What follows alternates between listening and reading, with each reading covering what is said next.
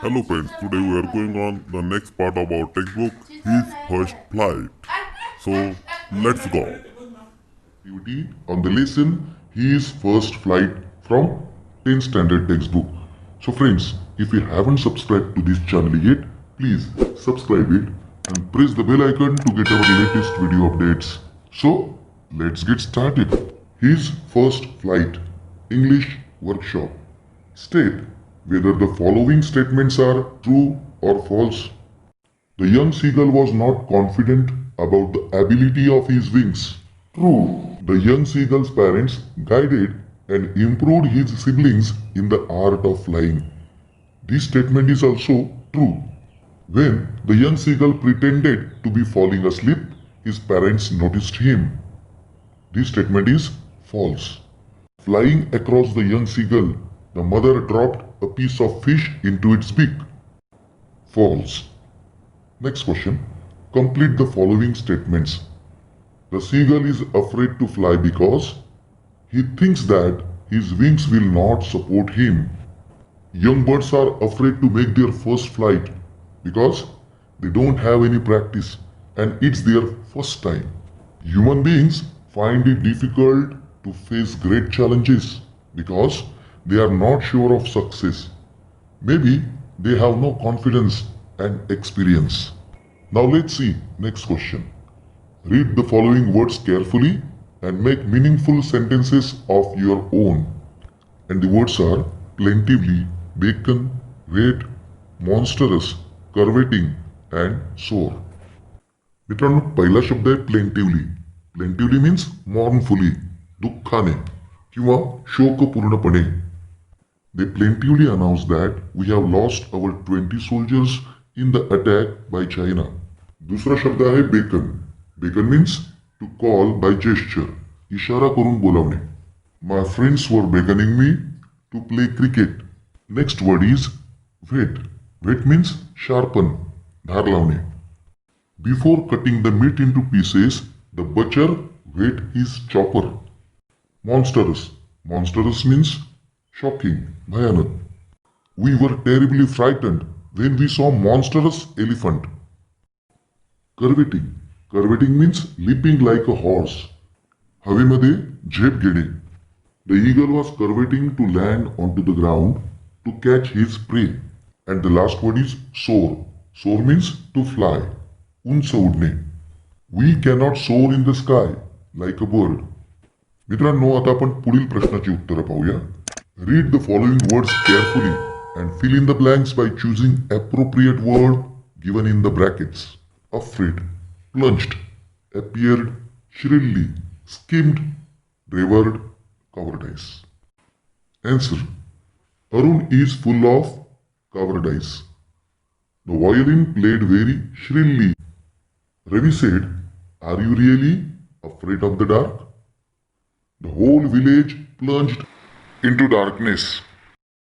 The lions devoured their prey hungrily. He skimmed through the report. One by one, the stars appeared in the sky. Next question. Read about the space mission of Sunita Williams. Imagine you are going to interview her. Frame 10 to 12 interview relevant questions regarding her early life, training, education, her actual flight into space, future plans, her message to viewers.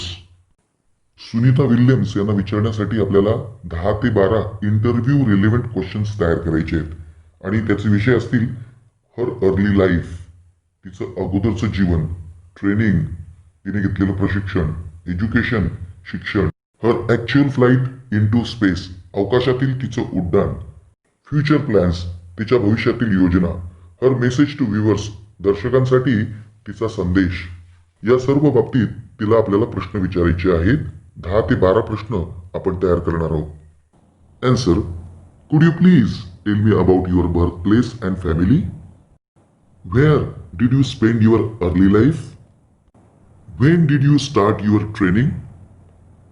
Where did you get your early training? What about educational qualifications? When did you actually take your first flight in the space? Please tell me about your experience at NASA. What are your future plans? What is your opinion about women who wish to start space mission? What advice would you like to give to young women about career? And what is your message to young generation? Friends, now let's see the next question. Describe in your notebook the challenges you faced while learning to ride a bicycle or swimming or any skill. Take hints from the web to complete your write-up.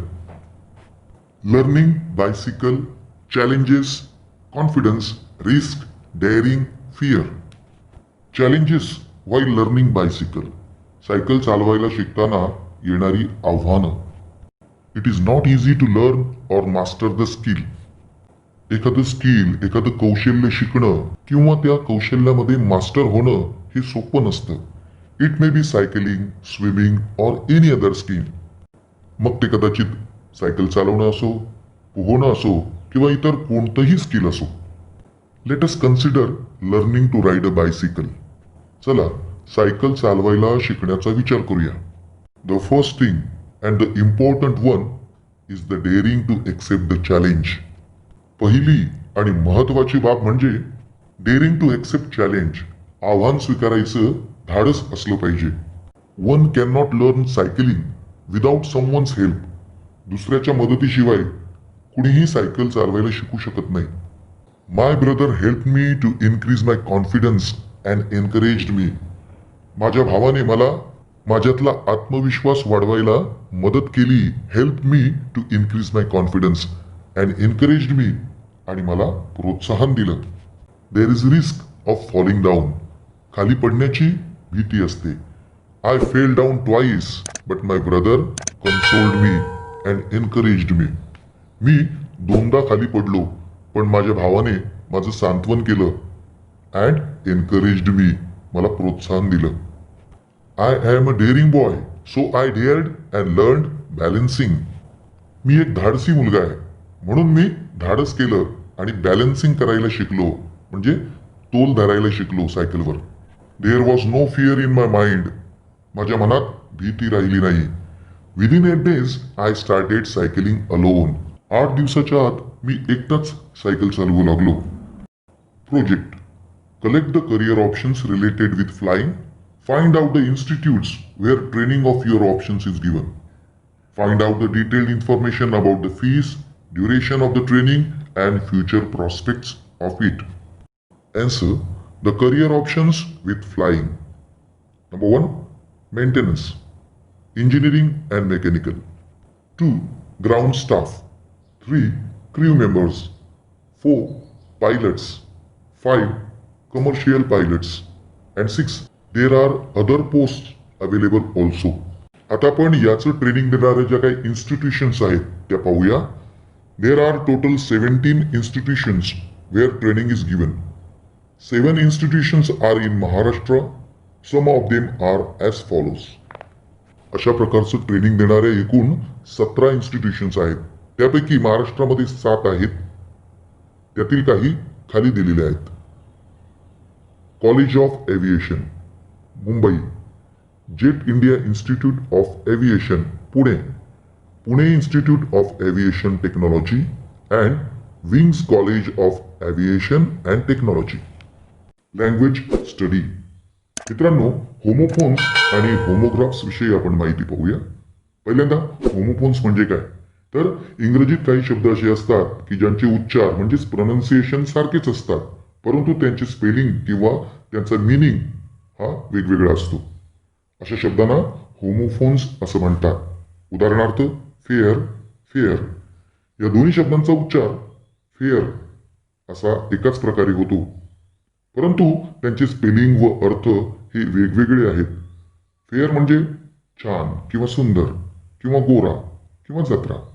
तर दुसरं fair म्हणजे taxi, बस इत्यादीच्या प्रवासाचं भाडं. आणखी एक उदाहरण पाहूया. No, no या दोन्ही शब्दांचा उच्चार नो असा एकाच प्रकारे होतो, परंतु त्यांचं स्पेलिंग आणि त्यांचे अर्थ वेगवेगळे आहेत, म्हणून त्यांना होमोफोन्स असं म्हणतात. आता होमोग्राफ्स म्हणजे काय हे बघूया. इंग्रजीतील काही शब्द असे असतात की ज्यांचे स्पेलिंग व प्रोनाऊन्सिएशन सारखेच असतात, परंतु त्यांचं मिनिंग संदर्भानुसार वेगवेगळे असतात. अशा शब्दांना होमोग्राफ्स असं म्हणतात. उदाहरणार्थ वॉच, वॉच या दोन्ही शब्दांचं स्पेलिंग पहा, सारखंच आहे आणि उच्चारही सारखेच आहेत, परंतु वेगवेगळ्या संदर्भात वेगवेगळ्या परिस्थितीत त्यांचे अर्थ वेगवेगळे असतात. वॉच म्हणजे लक्ष द्या, पहा, आणि दुसऱ्या वॉचचा अर्थ आहे मनगटी घड्याळ. असे आणखीन काही शब्द पाहूया. डिअर, डिअर म्हणजे प्रिय किंवा डिअर म्हणजे महाग. स्पेलिंग सारखीच आहे, अर्थ वेगवेगळे आहेत. प्लांट, प्लांट म्हणजे रोपटं किंवा रोप आणि दुसऱ्या प्लांटचा अर्थ आहे यंत्रसंच किंवा कारखाना. Question, give the homophones of the following. Believe, believe. Beat, beet. To, two. Son, sun. Pick the homophones from the text. See, wood, there, seen, one, eye, peace, thrive, hence, not. मित्रांनो, आता आपण adverb म्हणजे काय हे पाहूया. Adverb म्हणजे क्रियाविशेषण. An adverb is a word that tells us something more about a verb, an adjective or another adverb. अर्थात क्रियापद, विशेषण किंवा दुसरं एखादं क्रियाविशेषण यांच्याविषयी अधिक माहिती सांगणाऱ्या शब्दाला आपण ॲडवर्ब असं म्हणतो. For example, he runs fast. तो कसा धावतो? तर फास्ट, जलद.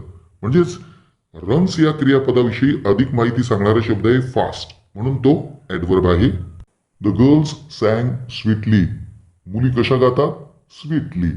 म्हणून स्वीटली हा ॲडवर्ब आहे, कारण तो सॅंग या क्रियापदाविषयी माहिती सांगतोय. Suddenly the baby started crying.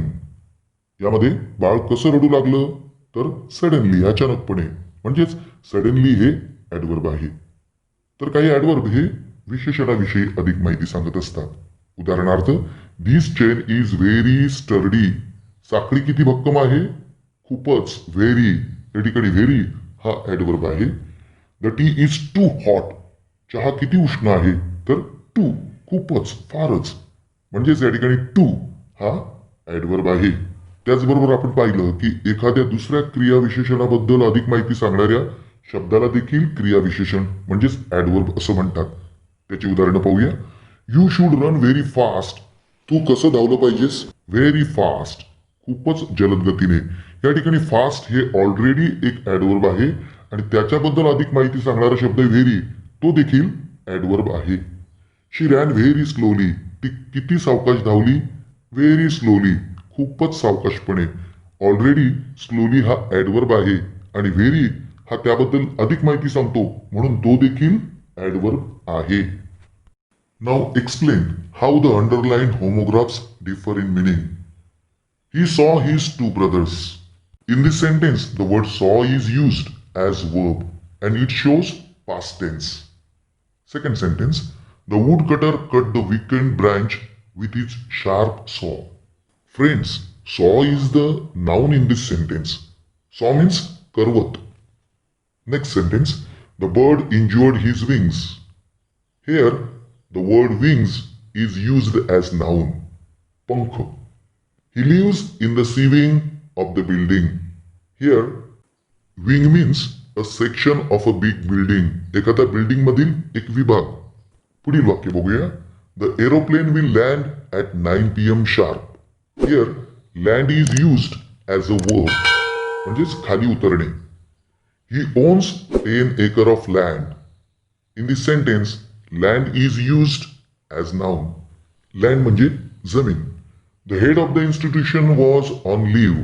Here, the word head is used as noun. Its meaning is main person. मुख्य व्यक्ती. He bent his head down with chin. Here, the word head is used as noun. It is the part of the body.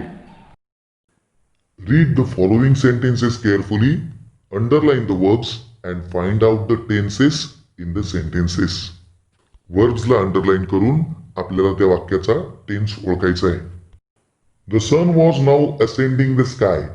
It is continuous past tense और past continuous tense और past progressive tense. Still, they took no notice of him. It's simple past tense. She is standing on a little high hump on the plateau. It is a continuous present tense, means present continuous tense. He leaned out eagerly. It's simple past tense. And he just felt dizzy. It is also a simple past tense. So friends, if you like this video, please do not forget to like, comment and share it with your friends. Thanks for watching.